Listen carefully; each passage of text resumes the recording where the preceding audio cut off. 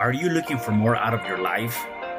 Do you need ideas on how to start new businesses and how to move forward in your own personal life? Well, guess what? You have come to the right radio show. At You Can Overcome Anything podcast show, you will learn and hear from many people from all walks of life who are sharing their challenges, their stories, the habits, and the mind shifts they had to overcome to become who they are today. On top, you will get a chance to connect and see how you can overcome anything by networking and learning about your next move through this radio show. I present to you our great speakers at You Can Overcome Anything podcast show with your host, Cesar Espino.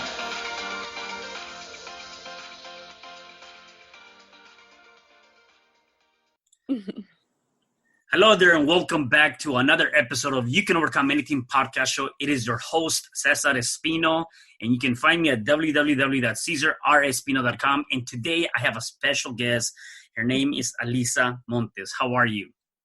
Good. Namaste. I'm doing good, Cesar. Thank you for having me. Yeah, definitely. I really appreciate you being here today.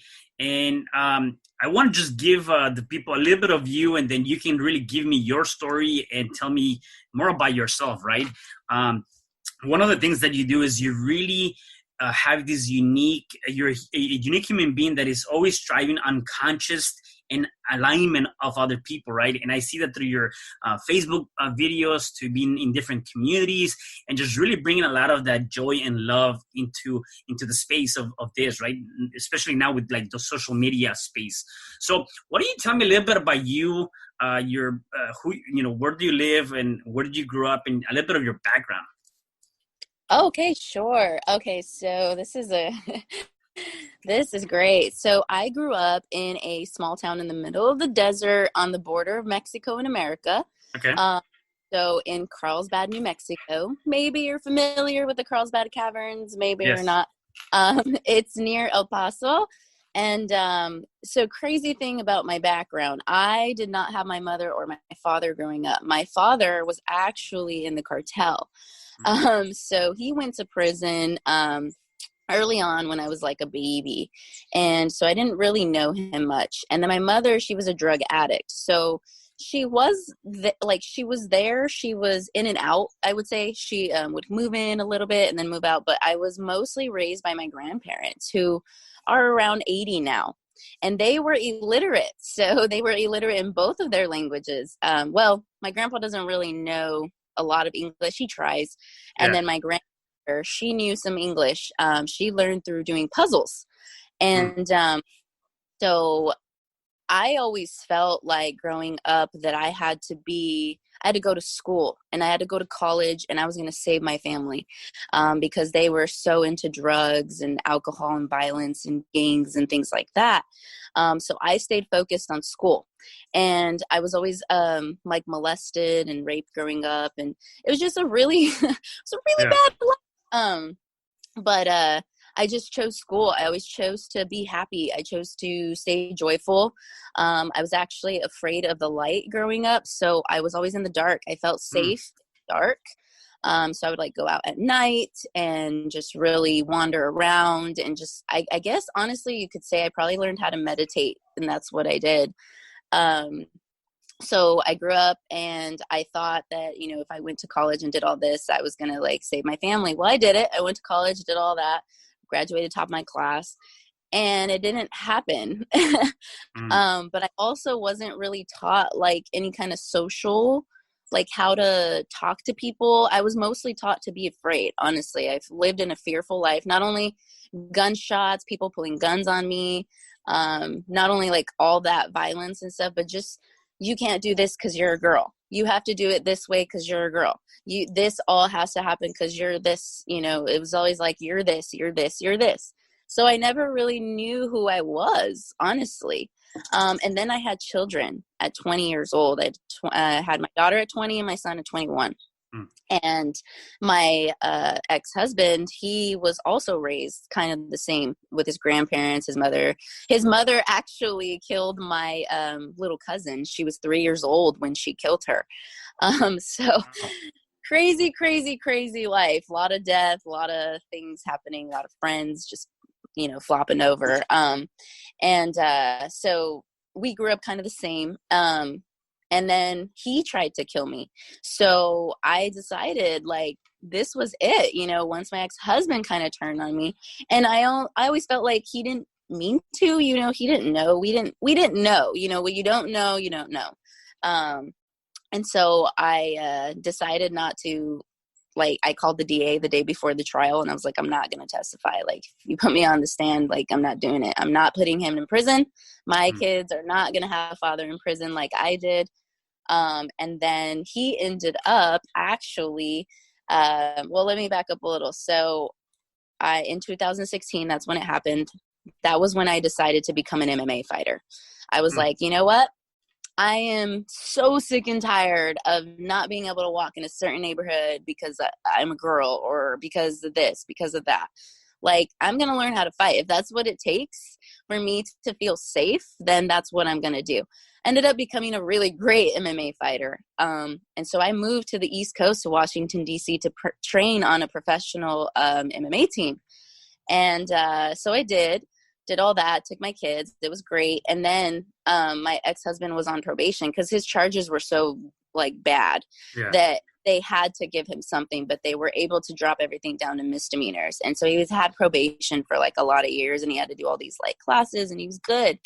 But once all that stopped, he's wealthy, his family's wealthy. And once that stopped, he ended up getting a lawyer and taking my kids from me. So I haven't seen, heard, spoke to, know anything about my children since March. I haven't had rights to them since 2017.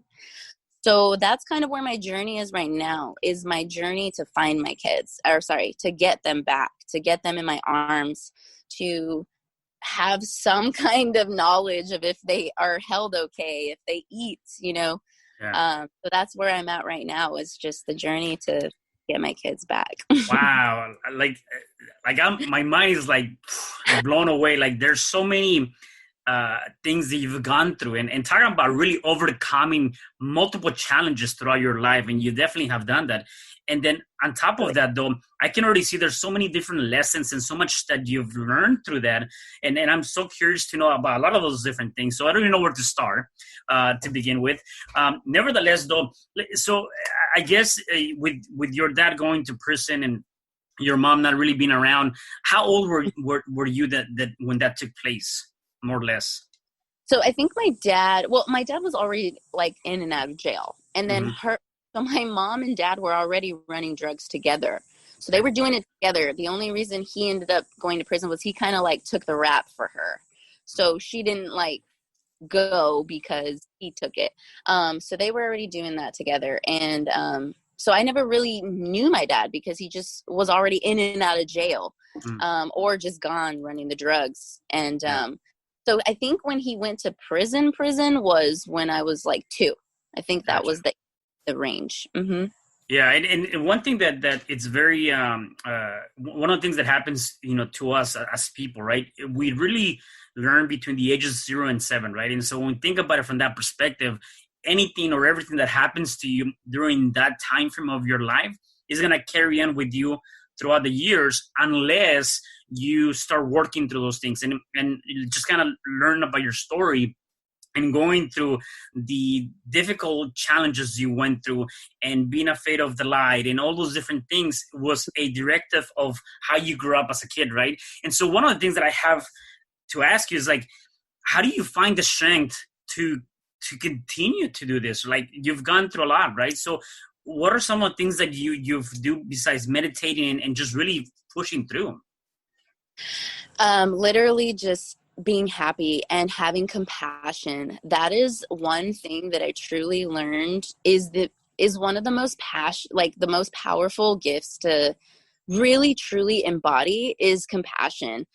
Because when you can sit there and look at someone and even look in their eyes, and even if they have hurt you to the max, if you can just sit there and just look and just and feel for that person and know that that person is hurting, because the only reason I feel like people hurt people is because they're hurt, and they don't know. They may know, they may not, whatever, but to sit there and just have that compassion. And now, like, I look at life as, I love the rapist as much as I love my children. I cannot put anybody above nor below. Like, we're all here. We're all going through something, or we're not, or, we're overcoming things all the time. Yeah. And that's something to be said, that we have in common, and I always take it back to, we're all human, and, we all shit, we all have a asshole. I don't know if we're allowed to. Yeah, no, that, yeah, definitely. Yeah, of course. So if you sit there and say, I don't have anything in common with that person, well, I'm the person that's going to be like, oh, really? Oh, you don't poop? So so let's start there. Let's start there, and let's start working through what you think you don't have with that person, because you may have a lot more than you think if you just sit and listen and have compassion. And that's kind of where I find my strength, is just really understanding that we're all in it together. Yeah. One thing that you said that I think is very amazing and critical is that you're right. People hurt people, and that's when they're going through something themselves, right?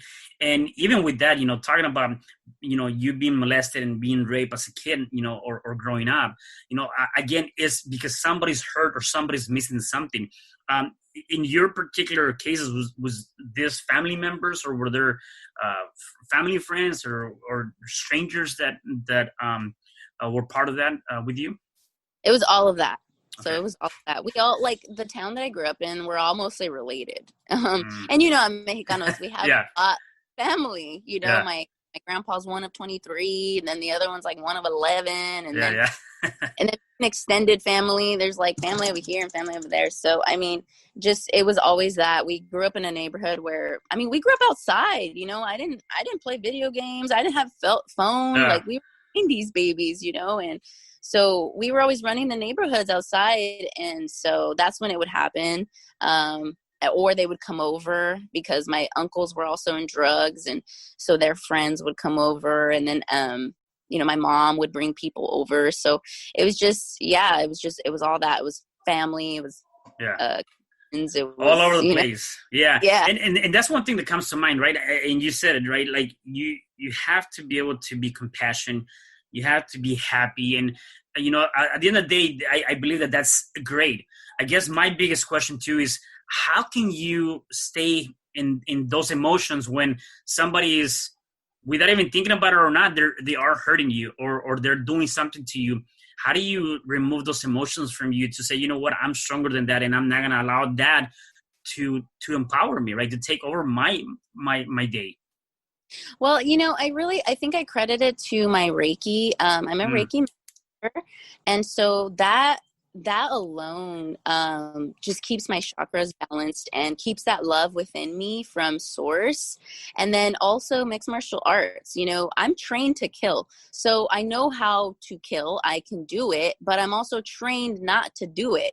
So from my senseis, we're not allowed to fight. Like, you don't fight. You're not supposed to fight, but because you know how to fight, you're not supposed to. So that mixed martial arts, the Kundalini yoga that I do, all these things that I do, meditate, all the self-care that I have for myself, I embody that. I am like connected with my mind, body, and spirit all at once. And I don't believe that our natural part of us is evil. I don't believe that. So I believe that we have compassion. I believe we have nurturing. I believe we have all these skills. And those are the skills that I didn't have. And when I was like a teenager and probably early in my marriage, like, I was not this person. I was depressed. I was very like optimistic. Yeah. I was like happy and positive, but I was also like a bitch, me, but I didn't know until I moved away. I didn't know that I could be different until I moved away. And then I moved to the most diverse place in America, in DC. So you have every culture. So I really credit it to being able to be connected to my mind, body, and spirit at all times and understand myself. And that way I'm able to feel especially with my Reiki, I'm able to feel when someone's hateful toward me. I'm able to feel when all this is toward me. So then I'm able to be like, well, that's not my emotion. You know, that's yours. I'm naturally happy. And so if I do fall, like if I do cry, like sometimes I cry really loud and really hard because I miss my babies, you know? Yeah. That's what it always comes down to, is like, that's where my hurt is in where my babies. So I feel like being aware of my hurt allows me to be aware of my emotions. And yeah, so I mean, I have this deep level of hurt, whereas I have that's that spectrum, right? And then I have this deep level of joy and happiness and all that. And I really like this one. So when I go to this one, I don't trust myself. I don't trust what I think. I don't trust what I say to people. I don't trust. And honestly, I don't even go near people.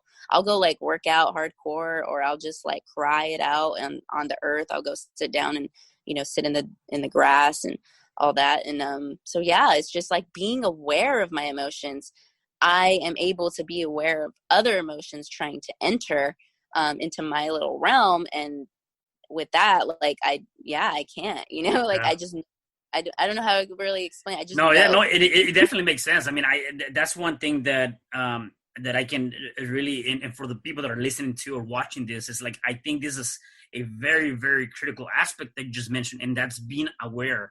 And a lot of times we are not aware of what we're doing. We are not aware of the things we're saying. We're not aware of the things that we are going about on every day, right? And so is that aspect of, you know, the unconscious mind and the conscious mind, right? Once you do something so many times, you don't even think about it, right? And so becoming aware of all the actions, specifically when it comes down to the emotions, is definitely something that's going to help you. And I like the fact that you talk about even on those down moments, because we all go through it. We all have those down moments. We all have, you know, it doesn't matter how positive you might seem. You know, we're human beings, right? We're going to go through that.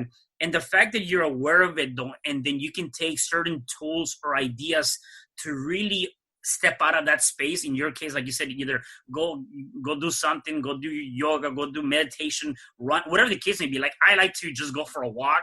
I like to just put on some music and listen to that, and just kind of, you know, reflect on that, right? Is way better than staying in that place and fighting with that loved one, or talking shit to whoever you want to be talking to just for no nonsense, right? And so that, I think that's very critical, being aware of that aspect, which is amazing, right? Absolutely. So with this, you know, one thing that comes to mind is, like, a lot of times we go through a lot of pain to find a purpose, right? And I think that you've gone through that with your whole life story, in terms of where you were to where you are now. And even the fact that you had to say, you know what, I gotta start protecting myself and become an MMA fighter so that I can protect myself. It was from a pain to a purpose. Or the fact that now you really don't see any negativity or negative people or bad people, although they did so much harm to you, right? So having that said, you know, besides that, how else do you define purpose in your life? Or what is your ultimate purpose now in life? That's a great question. And it's funny because just 2 days ago, I was like, oh my God, that's my purpose. And it's really, it's connecting that subconscious mind to the conscious mind, right? And I feel like it helped me. That's what I did. I had to learn and unlearn so much. I had to unlearn everything to get to my subconscious mind, because my conscious mind was like, nope, that person's this, that happened to me. And no. And so when I really, really did the practice of like understanding more of me internally, I was able to figure out what I brought to the world. And I do it through video. I do it through group growth. You see me in groups everywhere. No, but like what I do is I teach people to be engaging. I teach them to look at the lens, to put your soul into that, like be who you are on camera, outside, publicly. Like I didn't, when I entered the entrepreneur world, I didn't understand the whole separate business from personal. And maybe I was naive, maybe I wasn't, I don't know. But I was just like, what do you mean I have to be different? Like, I'm barely starting to be who I am. Like, I don't want to be separate anymore. I want to be Alyssa. That's all I want to do. I want to be free. I want to be able to do post a post without it being used against me in court and my children being taken away. I want to say what I want to say. I want to say the truth of who my truth is. And if it doesn't resonate with you, that's okay. I still want to know yours because it's beautiful. And so I would just say, like, my purpose is just to really, truly embody that space for people to be who they are too, and to not be ashamed, and to love that they have this truth within them, love that they think different. Like, there was also another thing in the entrepreneur world. It was like, don't reinvent the wheel. I'm like, reinvent that wheel. What are you talking about? Unique. There's only one of you in this entire planet. Yeah. And that is so beautiful. Like, yes, you share commonalities with, like, you, Cesar, you're a man, right? So I don't know what it's like to be a man, okay? But you don't know what it's like to be a woman. You don't have a period. You would never be able to tell me about my period ever, because you know, and I would never be able to tell you about your body. And then, so you share those qualities with, like, a percentage of the humans that you would be able to vibe with. And then same thing, like, you would be able to understand the woman, you would be able to do all that. And then there's billions of humans that we all have to eat. We all have to drink water. We all have to do certain things as just normal humans, but there's only one Cesar. There's only one. So why wouldn't you reinvent the wheel? You're here for something. And what I do is I like to look at people and say, what am I going to learn today? I'm learning something from that human. How many lives can I impact today just by giving them that space to be who they truly are? Yes, you can say that you do this, you do podcasts and all that, but that's not what you are. That's not who you are. I want to know the deepest. I want to know the highest levels of you. So I say I'm a gold digger. I dig for the gold. I don't dig for the shit anymore. I used to do that. I used to be like, ooh, I want to know your dirty stuff. I want to know, like, what's really bothers you and stuff. But now I'm like, I want to know what makes you happy. I want to know what makes you laugh. I'm a gold digger. I dig for your gold. That's the most beautiful part of your soul. And so, yeah, I just embody that space to just allow people to be that light that they truly, truly are. And they may not even know. But you can even give that to someone for like 30 seconds, and that changes their entire life sometimes. By just being that made them laugh. Yeah, I love your message. Be who you are, and then just really have that space to be yourself, right? And a lot of times that is deprived from us. That's taken away from us. It's kind of one of those things where I talked about it a while back when I did my first book, and I talked about the identity, your identity. Who are you? Who is your identity, right? And that's one of the things that we have as human beings. And once that identity is taken away from you, then everything else fails, right? So you got to be able to find that identity. So I really, really resonate with that message of be who you are. There's going to be, unfortunately, in this world, there's going to be people that are going to accept you or not. I would love it to be like you said, whether I put a post or something, just let it be my opinion. Don't bash me for that. Don't talk crap about it, except that's not the case, right? At the end of the day, though, you let that go, move on, and continue to be who you are, right? So talking about your kids, and I want to know about your kids in terms of your mission, right? Obviously, the biggest thing you have right now is being able to get them back. And I can only imagine how difficult that might be for you, not having them right now. What are some of the, if you had them here in front of you, what are some of the things, or maybe 2 or 3 things that you would tell them and teach them, some principles or ideas or values based on your experience and based on some of the things that you've done that you would want them to know that can help them in their journey, in their life? That's a great question, Cesar. And so what's funny is that they're 6 and 7 now. They were taken about 3 and 4. But it's almost like my being knew that this was going to happen, because the things that I taught them, I don't need to tell them again because I've already taught them. So I really prepared them. I also attuned them to the Reiki master level. So I would let them sit in on my sessions, and I taught them how to do it. I taught them how to do the Reiki and to be there for the person, to hold that space. And all the time that throughout, when it was really first happening, I would tell them, love daddy. If daddy is mean to you, if daddy hits you, you love daddy. I know it's going to be hard. I know it's hard, but this is called compassion. And you have to know that daddy's hurt, and that's when daddy needs a hug the most. And so everything that I would tell them about compassion, about unconditional love, there's love. We can all love each other, but there's unconditional love, and that's powerful. That's when you're not judging. That's when you have nothing to say or anything to block your lens of that soul, like just seeing that it's a soul. And so I taught them all of that. I taught them the compassion. I taught them the unconditional love. I taught them, I used to also teach them, like, if somebody takes you, if somebody kidnaps you, baby, I want you to get calm, and I want you to meditate, and mommy will feel you, mommy will hear you, and mommy will be there. I promise you, you know. So I know it's weird. And also when my kids were newborns, I used to like kind of like Alan Watts. Are you familiar with Alan Watts? No.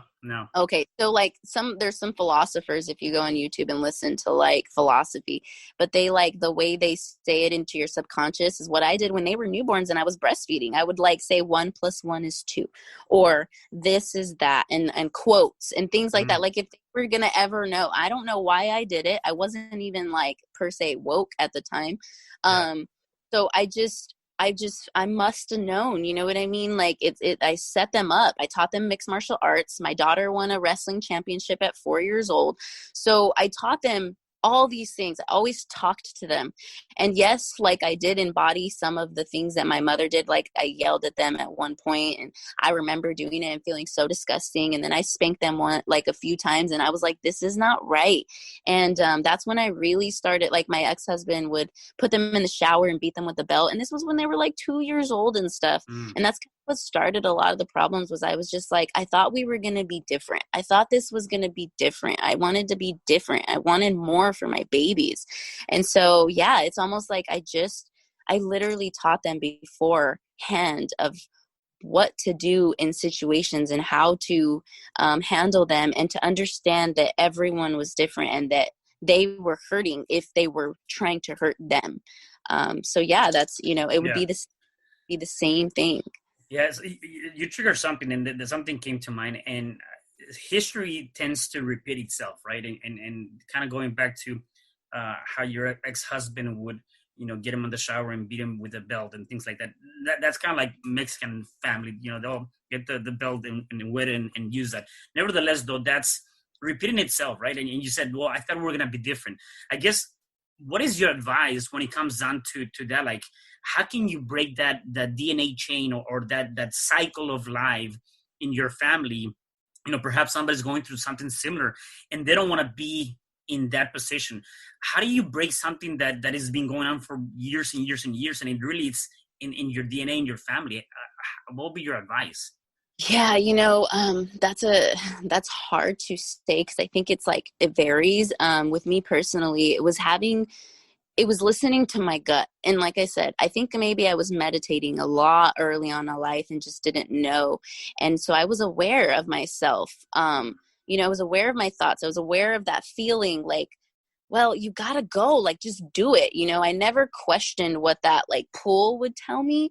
And so that's what it was just, and I would have to say, like, if you feel like it's wrong, then it's wrong. Like, if you feel like this is not okay, then it's not okay. And like, if you feel guilty for doing something, then don't do it, you know? Yes, I had to learn a little bit, like, yes, I had to keep doing it. And there were so many traits, like, for example, like sex, right? I thought sex was love for a long time. I didn't know different but I learned all this later, Cesar, like leaving home. So that was one thing that I learned. I was in a generational like curse is what they say. And I was the breaker of it, was because I was so different and my family hated me. My family shunned me, my friends, everyone that was like the normal of what we were learned. I was different, but I was the one that went to school.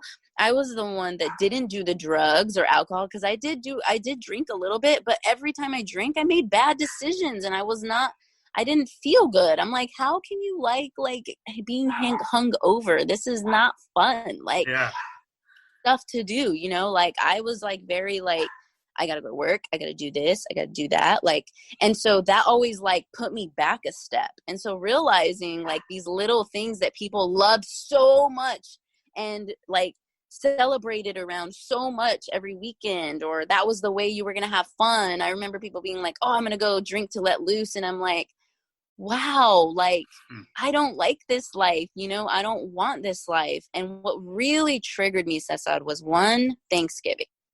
This was like after my ex-husband and I first got married, like literally like 2 months later. And I remember going to my Thanksgiving dinner at my parents' house. And we always did that every year, but every year there was a fight because there was alcohol and there was, you know, and so I'm like, okay, well, this time I didn't even think about it. I didn't even think there was going to be a fight, but we happened to have more of the family finally get together because everybody fights for years and doesn't talk and blah, blah, blah. So everyone just happened to come, you know, and so there was a lot of kids, and my kids, they were little, and, you know, it was a great time. And there toward the end, there was a fight. And it was worse this time. It was between this person, that person, that person. And I just remember sitting back and seeing all the kids scared. That was the main thing. I saw the kids scared. And that triggered something in me that like literally my life flashed before me. And I saw that I was going to live the same life that I grew up with. And I just couldn't handle it. So I had, I think even like a week before, 2 weeks before, I had went out and got like plaster drunk, right? Like drunk that I never drank before, ever, ever, ever. And didn't even remember anything, and ended up in this hotel room and had these flashes of like having sex with a man. And so I didn't know how I was going to tell my husband at the time. I was just like, what do I do? You know? And so that night I'm laying after this Thanksgiving fight, because I finally took my kids and my husband, I was like, we're going home. Yeah. And so we're laying in bed, and I knew he was awake, and I was also, because he was probably shocked. And I was also awake. And you know what? I literally in the dark, I was like, I slept with someone. And I said it in a way that was like, I was shameful. I was happy. I knew I was about to change everything. Like I was just in this place, was like, I don't want this life. I can't do it. I don't want to do it. No, I felt like because I had drank, because I had made that mistake or whatever it was, I was living that life again. I had seen that I was like spanking my kids. I'd seen that they were fearful. I'd seen it all. And that changed everything. I was able to just say it up front. Hey, this is what happened and this is what we're going to do. I'm not going to be a part of your life. I understand that we thought, but this is not right. This is not what we meant to be. And I don't want my life like this. And so that's what it was. That really took it apart. Other than already feeling like it was wrong, that was like the major moment. I just saw my life flash before me, and I chose it. I just chose not to live that life. That was it. So was it that in that moment too, where you know you ended your relationship with your ex-husband too? Yeah, and he moved out and stuff, and then we tried again, you know, for the kids, always for the kids, right? So we tried, and then that was when he tried to kill me. And even after he tried to kill me, we tried again. I was like, no, we're gonna break the family, but we can talk through this, we can do work. But you can't lay next to someone that tries to kill you. And I'm sure he couldn't lay next to someone that had broken the, you know, trust or whatever. And I couldn't explain it. I couldn't explain why I did it, how I did it. Like I said, alcohol makes you make bad decisions, and drugs, I'm sure in general. I've never tried drugs. I've tried marijuana, but like all these hardcore drugs, I've never even seen them. And so I don't know. I can't explain that, but like it was just, I tried. And I even got him into mixed martial arts. I was like, look, you can channel your anger too. You know, this is going to help us so much. But the relationship just wasn't, I don't think it was meant to be. I think we only married and did all that because that was what we were supposed to do. And that's why I think all of this is divine. You know, I think this is supposed to happen in my life. And that's why I don't like hurt so much anymore, is because now I'm just riding the wave of what God gave me. You know, God gave this for a reason. Like I'm supposed to go through this. Yes, there's drug addicts that have their kids and get to talk to them, and the courts almost force them to do that. And I have zero. And it sucks. But I've come to the conclusion that this is for a greater purpose, and it's literally going to change the world, or at least the state of New Mexico. Yeah, no, I'm telling you, I hear you and I listen to you, and I'm like very, humbled by everything you're saying, because at the end of the day, it's like, just looking at it, thinking about it, and even just understanding that you find yourself like, regardless of everything that went through, I'm in a better place. There's a bigger purpose, and so I want to touch on that. But before I do that, um, you were talking about learning and through the journey, learning certain stuff. What have been your biggest lessons throughout your journey? Biggest lesson, to release any kind of guilt or shame, and that compassion. It always comes back to that compassion, because I feel like if you can have compassion and to release all the negativity from you, because it's your own creation. You're creating that inside of you. I really feel like you can control this. You can, and I don't want to like to use the word control, but you can manage what is in there. All those feelings of doubt and anger and hurt and guilt and shame, and really learning how to move those out of the way, but first experience them. Like, that was one of my major lessons, was experience those emotions, because I didn't even know how to experience any emotions. I wasn't taught to even have emotions. Like, if we cried, we got beat even more. Yeah. Like, cry and I'm going to make you cry. And so it was like we weren't allowed to experience them. And just literally in the last few months, Cesar, is when I really, truly have experienced my emotions, but I've mixed them with happiness. So now I'm like happily sad, and I'm happily Yeah. angry, like happily going through the motions of the emotions. And that was one of my biggest lessons, was experience it, because you're going to learn something. You're going to learn something about yourself. If someone triggers you, it's for a reason. You're supposed to see that. Like, for example, if you have a story that, well, this person when I was 12 raped me, and now I'm going to associate everything with that color of hair. I'm going to associate everything with the way they move, like that person. So that's a trigger. So that's also something for you to release. Like, oh, that's a different soul. How dare I put a lens on and see that person as someone that was from the past, or even a day ago? Like, I almost like a blank canvas every day. Like, for you and I don't know you. I'm so curious to know you. I'm so curious to, feel your energy, to see how you move, to see how you talk, all that. I'm curious as to what because you're there to teach me something. Your life purpose, just by me opening up and you opening up, is going to merge with my life purpose. And then forever, we're going to remember this moment forever. And even if maybe, let's say 10 years down the road and I am stuck in a town or whatever, and then all of a sudden I see on Facebook that you're in that town, I know I'd be able to call you. I know I'd be like, hey, remember that one time? I really need this. I really need you to pick me up or something. And that would be okay, because I created a very special connection. And so, yeah, that's what I would say, is like the lessons of connection, lessons of compassion, of releasing all that you think is, and just really being who you are. When you stay in who you are, you're able to see others in who they are, or at least feel them in who they are in that connection. Yeah. No, Yeah. I love that. I love that. That's amazing. And definitely releasing guilt, shame, have compassion, and build that connection, which is amazing. The one thing that I wanted to ask you about that purpose, right? And we kind of touched on that a little bit earlier. And just looking at it, because I think a lot of times, and even myself, I questioned this before, we're like, do things really happen for a reason, kind of thing? And I know a lot of people question that. And sometimes I'm thinking to myself, I'm like, no, it cannot be, like, how can this happen to me, right? And we always go back to that, like, why me, right? What did I do to deserve this? And why is it that this has to happen to me, right?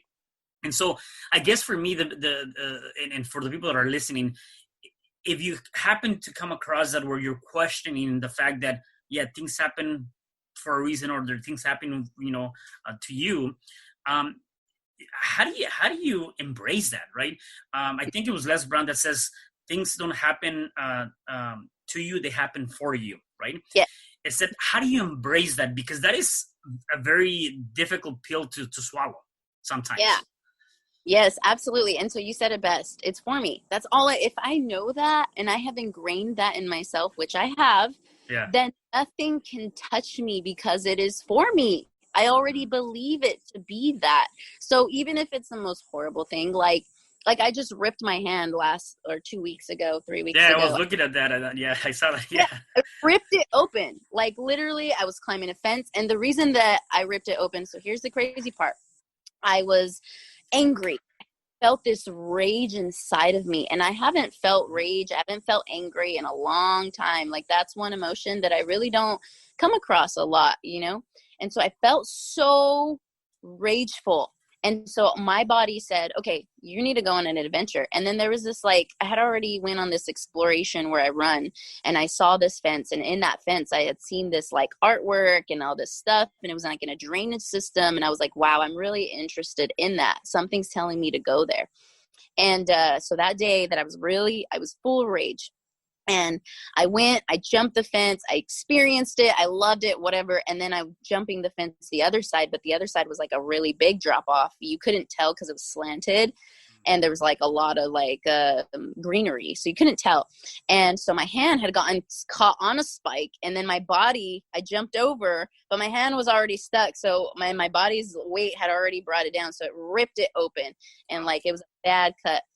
And so in that moment, I was like, okay, I understand. I'm supposed to slow down. I get it. This is a time for me to slow down, to really reflect and really understand what's going on and really embrace what's going on, because a lot was going on at that time. I had a new roommate, and I had a new business. I had become a new partner. And then that partner had put me out because of religious beliefs. They said that, they wanted their inner circle to be super Christian and Jesus. And I'm like, I love Jesus. I love that, that entity, just because I'm energetic. And that was the word that had triggered them, was energy. So apparently Christians, or at least their type of a Christian little culture, doesn't like the word energy. You know what I mean? And so that triggered them and was like, well, we don't want you in our circle. And I was like, okay, cool. This is how I lost my kids too, because of my beliefs. I didn't want to be Catholic. I didn't even know what Catholic means. And if Catholic means keeping my kids from me, then I don't want it, especially. So when I believe that everything is for me, I'm able to see the biggest lesson, with my hand being cut. I'm like, oh, I'm supposed to slow down. I'm supposed to embrace this. I'm supposed to maybe take a step back and do some more self-care, because maybe at that time I wasn't self-caring in a way that was I almost felt like I had to work. I was like, okay, I have to do this, I have to do that, I have to keep going, I have to do that. But I wasn't taking the time to really enjoy my self-care. Yes, I was doing the yoga. Yes, I was doing the running. Yes, I was doing everything, but I wasn't in it, I normally was, just for that, maybe a few days. And that was my lesson. The hand ripping was hey, you're not being who you are right now. You're still trying to be someone different. And so I would say having that knowing of that it's for you, that everything is for a lesson. So even if someone is mean to me or judging me, right, or saying that I don't believe in Jesus, when I'm like, hey, I believe in Jesus, maybe not in the way you do. I don't believe it's a man in the sky, but I believe in that entity, in that energy. I believe that the word Jesus alone means to deliver or to rescue. Did you know that? I don't think you did. I think you were just told to believe in this Jesus dude. But me, I'm I believe in that word. So when I say Jesus, that means I'm calling upon that delivery or that rescue for whatever I'm going through. So I love it, and it's just that matter of difference of understanding or opinions or whatever. But if people aren't willing to listen to you, that's not your problem, So I embrace everything that comes to me. It doesn't matter what it is. Right now, there's a bunch of seashells right here. My roommate must have put these seashells here. But for me, they're symbolic. I'm like, wow, I'm talking to Cesar. Now there's these seashells. This couldn't be a perfect, more perfect moment. And then here's my book that I read to the children yesterday. I read to children online. Nice. All this here to help me embrace this moment, to be able to be more of who I am for you, you know? Yeah. So it's that intent. It's that understanding that maybe everything around you, yes, is for a reason. Why randomly these seashells are here? Why the book? And why does it make me feel good? Well, because I asked to understand just subconsciously. Maybe I didn't consciously say, hey, why are these seashells here? No, I was like, subconsciously, these seashells are beautiful and they're here for me for a reason, you know? Yeah. So it's all in the subconscious. It's Yeah. really No, yeah, no, that's amazing. One thing that I always tell people, and even myself, and again, it's like anything. It's not easy yet. You know, when you're in that space or in that direction or that journey, you're gonna take it for what it is, right? And so I tell myself, there's always a lesson to be learned in anything that we go through, whether it's good or bad. And I always ask myself, you know, what is the lesson that I need to learn here, right? It's kind of embracing that, is acknowledging, is just reflecting. And I had a couple of setbacks this week myself, and I'm like, okay, what is the lesson? And you know, I've been going out for this walk, and you know, I have all these mixed emotions, and I'm thinking like, okay, what is the lesson? What is the thing that I have to learn from here? Because there's something I have to learn. And I didn't see that before. Before it was like, you know, I'll probably be more pissed, or I'll probably be like more upset, or like I'm like whatever kind of thing, right? I wouldn't reflect on that. Now, even if I don't like the emotion, I actually sit back and say, okay, I ask myself, like, okay, what do I need to learn here, right? And sometimes when you ask yourself that, you know, talking to yourself, I guess, you call me crazy, you know, it triggers something else on your mind, on the unconscious level, and now you're gonna hear this little voice kind of answering you and telling you, well, here's the possibilities or the lessons to be learned, right? So, anyways, I definitely.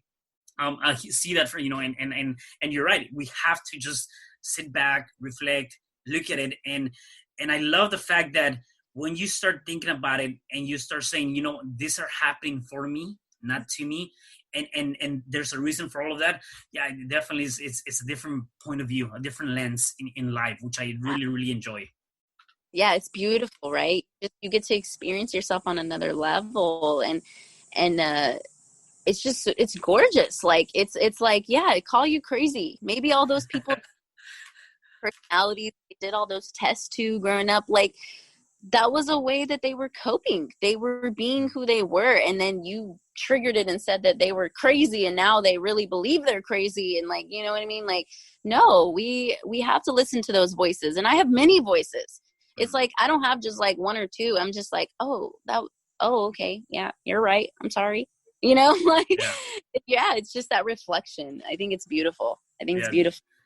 Definitely. Well, I know you have, you know, definitely. I would love to continue this conversation and go on forever, because I'm really enjoying this conversation.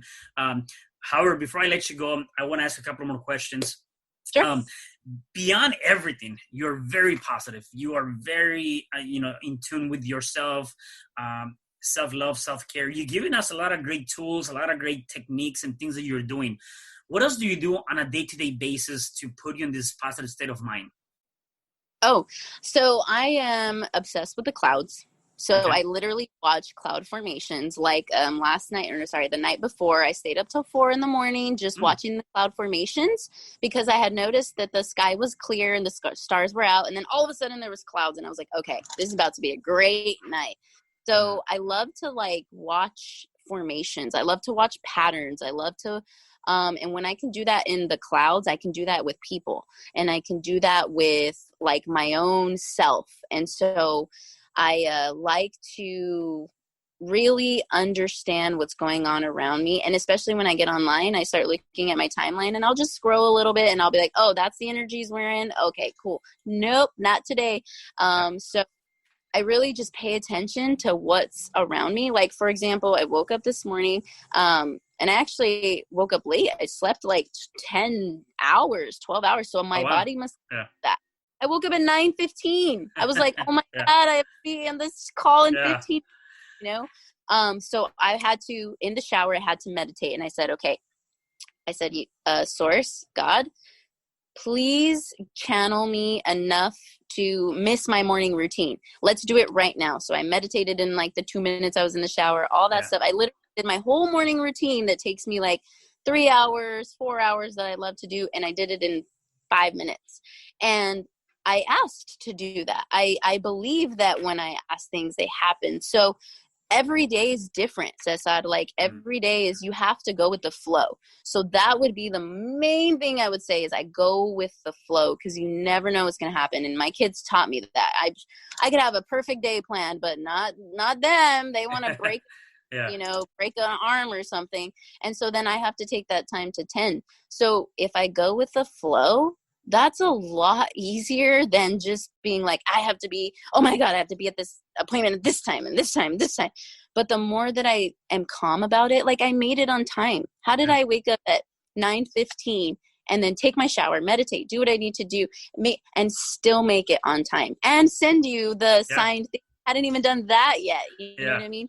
But because I was calm, because I believed in myself, because I knew that it was going to be taken care of, it happened. All in 15 minutes. And I believe that even a second is an eternity. Every moment is forever. That's what I say. Every single moment is forever, and it matters, and it's there. And it's, if you're in calm, if you're in that flow, you would be surprised at the miracles that happen. Yeah, no, and that's definitely amazing. I did a interview a while back, and I was talking about TikTok, and I'm not talking about the application.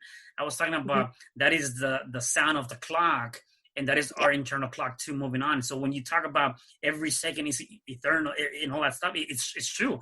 It's like every second is like, you cannot get that back, and that eternity, that moment in life, you have to embrace it as much as you can, with so much love and energy, and just be in a positive state of mind, in my opinion, right? So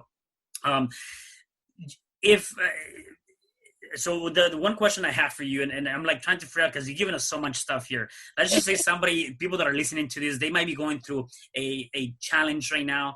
And what will be one advice, whatever that challenge might be, what will be one advice that you can give so they can overcome that challenge?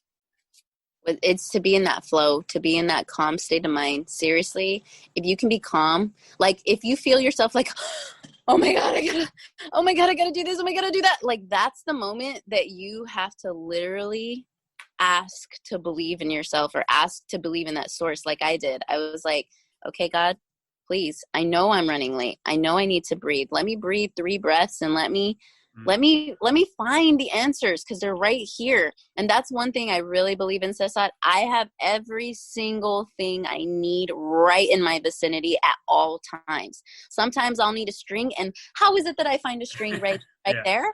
How is it that I'll find exactly the tool that I need? And it's because I simply calmed my mind and I asked, and therefore it was, I really truly believe that there's a higher power. Like, I think that, like, when Jesus fed they say that he fed the 5,000 people with a loaf of bread, it was like never ending.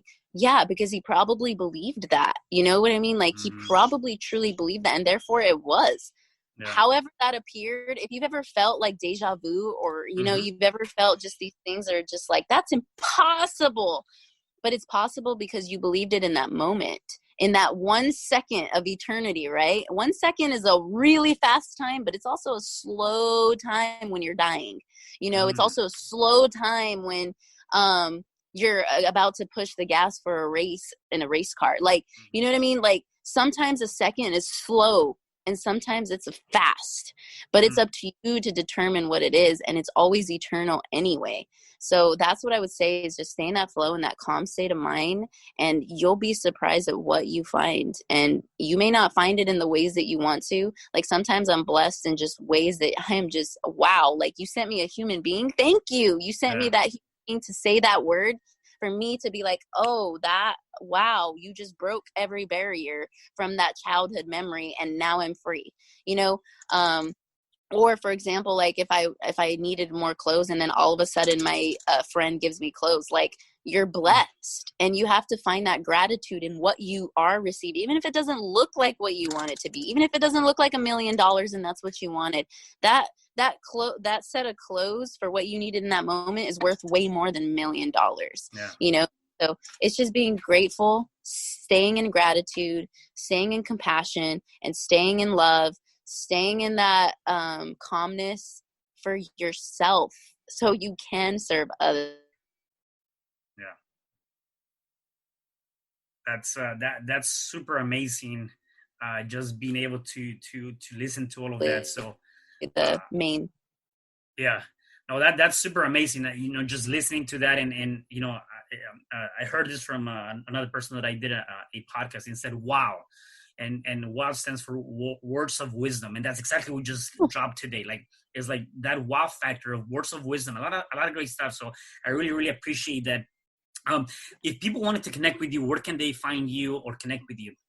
Yeah, best place is Facebook. My Facebook is, I'm always on that. Alyssa Montez, and then I'm also on TikTok, and I'm getting TikTok famous. I'm so excited. Nice. Yeah, awesome. I started like a few days ago, and it's already like picking up. So I'm like, yeah, I'm so excited. Good. It's nice. So TikTok, Julie Yours 3. That's what it is. DRULY YOURS 3. Those are the main platforms I'm on right now, and that's where you can find me. Awesome. Cool. Alyssa, thank you so much. Is there anything else you want to say before I let you go? I unconditionally love all of you, and thank you so much for being here with me, and I hope that I inspired all of you, and thank you for the reciprocation of your energy. And namaste. Namaste. Thank you so much. Mil gracias. And for the rest of you guys, please do me a favor. Make sure you guys come here and leave me your comments. Make sure you like, you share.